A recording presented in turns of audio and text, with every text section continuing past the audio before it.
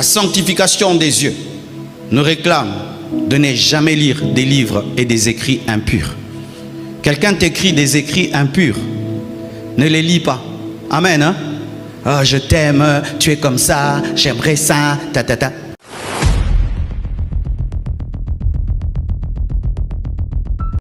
Aujourd'hui, tu vas sur Internet, mon frère, ne lis jamais les choses occultes. Un marabout qui fait la publicité, quelqu'un qui te dit, il y a quelqu'un qui rend riche, ne lisez jamais les livres occultes et les écrits occultes. Car par les écrits, tu peux être envoûté. Par les écrits, tu peux être envoûté. Il y a des livres, quand seulement tu les ouvres, tu es en contact avec le deuxième monde.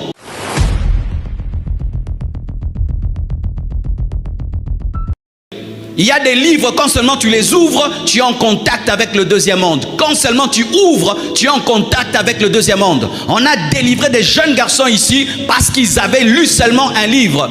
De la même manière qu'il y a le Saint-Esprit dans la Bible, il y a des démons dans d'autres écrits. Tu peux devenir athée en lisant un livre. Tu peux devenir un pécheur en lisant un livre. La sanctification des yeux nous réclame de ne jamais lire des livres et des écrits impurs. Quelqu'un t'écrit des écrits impurs, ne les lis pas. Amen, hein? Oh, je t'aime, tu es comme ça, j'aimerais ça, ta ta ta. Tu sens seulement l'esprit de la lettre, ne lis pas. Amen, hein? Ne lis pas, parce que derrière les écrits, il y a une puissance. Des fois, vous fouillez seulement les images, mais vous ne fouillez pas les paroles. Mais tu peux tomber par les paroles. Et ce sont tes yeux qui lisent les paroles. Pour vous parler, moi, quand j'étais jeune, je n'étais pas dans les livres avec des photos. Je trouvais que c'était bas. Moi, c'était des livres avec des écrits. Et les écrits ont plus de puissance que les photos. Pourquoi? Parce que les écrits sollicitent l'imagination. Qu'est-ce que tu lis? Qu'est-ce que tu lis?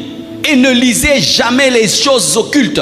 Aujourd'hui, tu vas sur Internet, mon frère, ne lis jamais les choses occultes. Un marabout qui fait la publicité, quelqu'un qui te dit, il y a quelqu'un qui rend riche, ne lisez jamais les livres occultes et les écrits occultes. Car par les écrits, tu peux être envoûté. Par les écrits, tu peux être envoûté. Il y a des livres, quand seulement tu les ouvres, tu es en contact avec le deuxième monde. Quand seulement tu ouvres, tu es en contact avec le deuxième monde. On a délivré des jeunes garçons ici parce qu'ils avaient lu seulement un livre. De la même manière qu'il y a le Saint-Esprit dans la Bible, il y a des démons dans d'autres écrits. Tu peux devenir athée en lisant un livre. Tu peux devenir un pécheur en lisant un livre. Tu peux devenir perverti en lisant. Ne lis pas n'importe quoi. Que tes yeux soient dirigés par le Saint-Esprit. Ne regarde jamais rien si Dieu n'a pas permis que tu le regardes. Frère, ne détruis pas la vie des autres au nom du journalisme, ni même au nom de la prophétie. Au nom de la prophétie. Aujourd'hui, il y a des prophètes que je ne comprends pas et ne prophétisent que sur les gens connus. Des prophètes qui aiment la célébrité et qui ne voient que les célébrités. Oh, le Seigneur, ainsi dit le Seigneur, Maman Dena, fais attention. Ainsi dit le Seigneur, Maman Nadège, fais attention. Ainsi dit le Seigneur, Papa Toms, fais attention. Ainsi dit le Seigneur, Papa Dalo, fais attention. Ainsi dit le Seigneur, Pasteur ceci. Mais les autres qui ne sont pas connus là, Dieu ne les connaît pas. Non, toi, ton Dieu ne voit que les célébrités, parce qu'en soi, tu es jaloux des célébrités. C'est pourquoi tu prophétises sur les célébrités. Parce que si tu n'étais pas jaloux, tu allais chercher les célébrités en secret, leur dire le message en secret. Mais si tu vas sur YouTube pour corriger quelqu'un qui est connu, en soi, tu veux être connu en le corrigeant, parce que tu sais que quand tu vas ajouter le nom d'une personne connue à côté de ta prophétie, ton nom sera connu. Vraiment, quelle paresse et quelle méchanceté! Quelle méchanceté de la bouche! Quelle méchanceté de la bouche! Si tu as des prophéties à me donner, viens me les donner. Tu vas sur Internet. Ainsi dit le Seigneur, Pasteur Marcel, fais attention. Et tu penses maintenant, si tu dis sur YouTube, maintenant, je vais dire que tu m'aimes. Hein?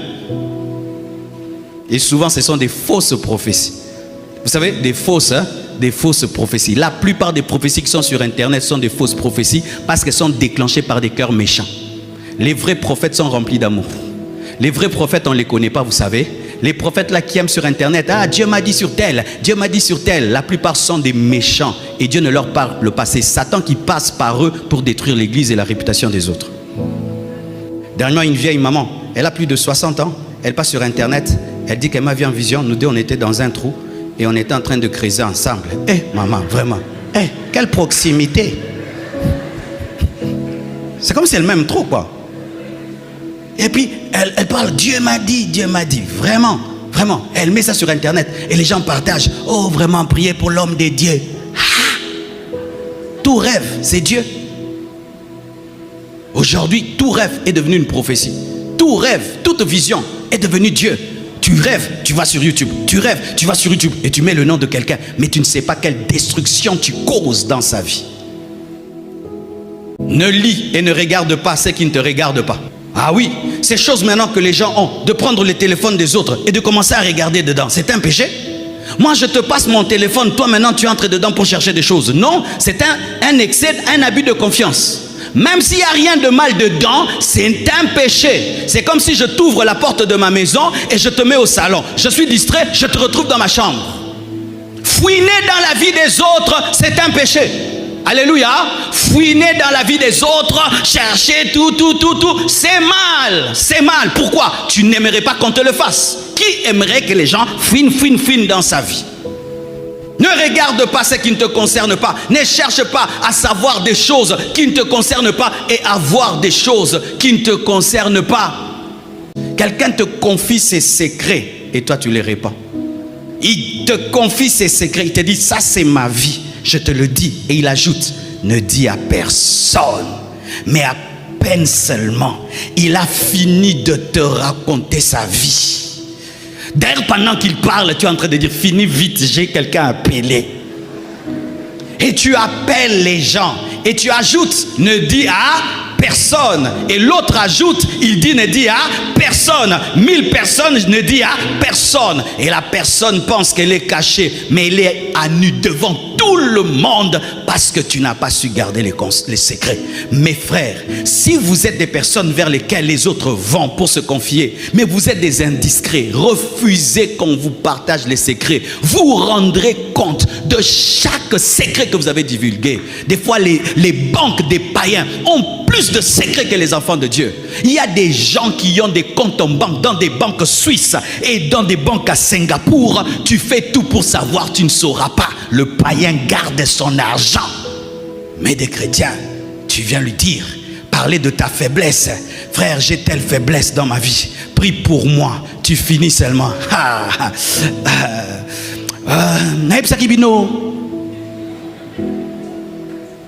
Tu le fais, on te le fera.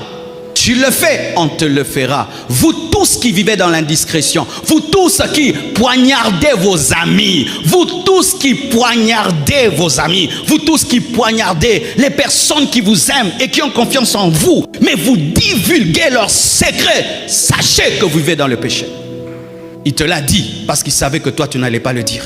Il te l'a dit parce qu'il savait que toi tu allais le respecter. Il te l'a dit parce qu'il savait que toi tu allais prier. Il te l'a dit parce qu'il savait que toi tu vas jeûner. Non, c'est pas ce que tu comptes faire et c'est pas ce que tu fais. Tu le dis et tu ajoutes même des choses et tu ajoutes et tu ajoutes et sa réputation est détruite. Quand tu dénigres un homme et tu insultes un homme, tu as insulté son créateur. Même si cet homme a des défauts, tu ne peux pas l'insulter. J'engendre un enfant, il a une grosse tête et il ne marche pas ou il fait ceci. Toi tu l'insultes, frère, tu auras des problèmes avec moi. C'est pourquoi tu as des problèmes avec Dieu, parce que tu as insulté sa créature, parce que c'est Dieu qui a fait qu'elle soit comme ça. Frères, sœurs, vous qui insultez les infirmes, qu'est-ce que vous avez fait pour ne pas être des infirmes? Vous qui insultez les gens qui ont des enfants muets, qu'est-ce que vous avez fait pour avoir des enfants qui parlent? Comment tu peux insulter quelqu'un qui a un enfant muet? Comment tu peux insulter quelqu'un qui a un enfant sourd? Comment tu peux insulter un paralytique et tu te moques de sa mère et tu lui donnes le nom de la mère du paralytique? Qu'est-ce que toi tu as fait pour avoir des enfants qui marchent?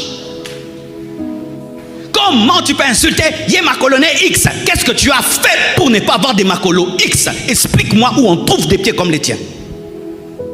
Nous avons oublié que nous sommes ce que nous sommes par la grâce. C'est pourquoi nous insultons. Toutes les personnes qui insultent les autres ont ignoré une chose, c'est la grâce de Dieu. Regarde-lui son vilain visage. Qu'est-ce que tu as fait pour avoir un beau visage? Regarde-lui avec son gros nez. Qu'est-ce que tu as fait pour avoir le nez que tu as? Qu'est-ce que tu as fait? Les choses que tu racontes et tu confirmes sur les gens, est-ce que tu en as des preuves? Et certains, si YouTube l'a dit, donc c'est vrai. Mais vous ne savez pas qu'il y a des vidéos qu'on travaille. Vous savez qu'il y a des vidéos qui sont trafiquées. Vous savez qu'on peut couper une partie d'une vidéo et puis ça veut dire autre chose. Il avait dit, il est sataniste. Il est sataniste. Je peux être en train de prêcher. Je dis, le diable a dit à ce frère, moi Satan, je te dis. On coupe seulement là. On dit, moi Satan. Pasteur a dit, il est Satan. Et tout le monde, Yemoko alobi. Yoga. Alobi nini? Alobi nini? Moi Satan. On m'a dit. Nzambe basali na nzambe nyoso babungi.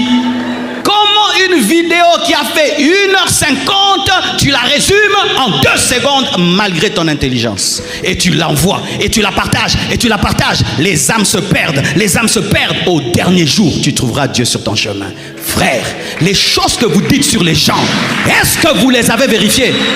Tu confirmes des choses. Tel homme de Dieu est magicien, tel homme est occultiste. Donc toi aussi tu es franc-maçon. Vous deux, vous étiez dans la franc-maçonnerie côte à côte. Parce que tu le confirmes, vous deux, vous étiez des francs-maçons. Si quelqu'un prie comme ça, magie. Toi, quand tu pries comme ça, la concentration. Oui, si je prie comme ça, Père, triangle. Mais toi, quand tu pries, Père, frère, à côté dimension. Calomnie, calomnier, vous calomniez les gens, vous ne vérifiez plus. Si les païens, eux, ne vérifient pas, mais dans l'église, on vérifie toujours, on vérifie toujours. Moi, tu accuses quelqu'un, je ne crois jamais directement, jamais, et tous mes collaborateurs le savent, je ne crois pas. Je vais vérifier, je vais confronter, je vais chercher des preuves, je vais faire des contres et des contres. Pourquoi? Parce que la calomnie, ça existe aussi. Ce n'est pas de l'amour que de croire facilement qu'on accuse quelqu'un. Parce que toi, si on t'accuse, tu voudras qu'on puisse t'écouter. Même dans le droit, il y a ce qu'on appelle la présomption d'innocence. Les païens, on t'arrête, mais on dit présomption d'innocence. Les païens, mais la présomption d'innocence n'existe pas dans l'église. Tel comme il a dit, donc c'est comme ça. Ah bon? Vous avez oublié que Satan s'appelle le calomniateur? Une église qui ne vérifie plus rien sera sous l'emprise du calomniateur. Il va détruire les réputations des gens qui sont innocents. Un chrétien ne chante pas la musique mondaine, dites amen. Un chrétien ne chante pas Beyoncé, dites amen. Un chrétien ne chante pas Shakira, dites amen. Je ne cite pas celle de Kinshasa, je n'ai pas de problème, mais un chrétien ne chante pas la musique mondaine parce que ta bouche c'est une trompette, c'est la trompette de Dieu pour sonner que Jésus revient bientôt, et ta trompette ne peut pas sonner pour le diable. Un chrétien ne chante pas la musique mondaine. Il peut chanter l'hymne national, c'est une chanson neutre, mais un chrétien ne chante pas la musique mondaine. Et si tu chantes, donc tu écoutes. Donc tu as un double péché, le péché des oreilles et le péché de la bouche. Parce que comment tu connais la chanson si tu ne l'as pas entendue? Alléluia. Ah oui, ça c'est terrible. Tu es converti il y a longtemps, mais tu chantes parfaitement les chansons d'aujourd'hui.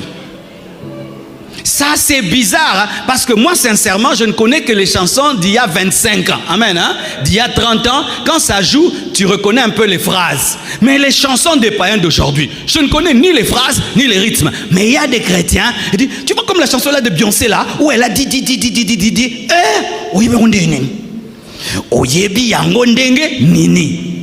Donc oyo kaka yango. Comment tu connais? C'est parce que tu entends. Comment tu es un ancien converti, mais tu as les nouvelles du monde. Tu es branché. Pour tout ce qui est nouveau dans le monde, toi tu sais. Comment tu sais? Comment tu es au courant de la nouvelle danse et de la nouvelle chanson, mais toi tu t'es converti il y a longtemps. Tu es toujours là-bas. Tu es un bébé spirituel.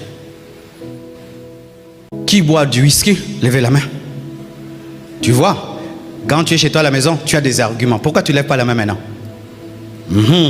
Quand tu prends ton whisky dans des fêtes et chez toi à la maison, on te dit mais comment tu prends du whisky? Je prends avec qui? Je suis tout seul à la maison, je suis en train de prendre une larme. Ils appellent ça une larme d'alcool, une larme. J'étais dans une église, le pasteur et les fidèles buvaient du vin et ils appelaient ça une mignonnette. Je peux avoir une petite mignonnette? On leur donnait du vin. Frère, ne prenez pas l'alcool. Nous, à la Compassion, on prend un peu de vin seulement le jour de la Sainte Seine. Alléluia. C'est tout.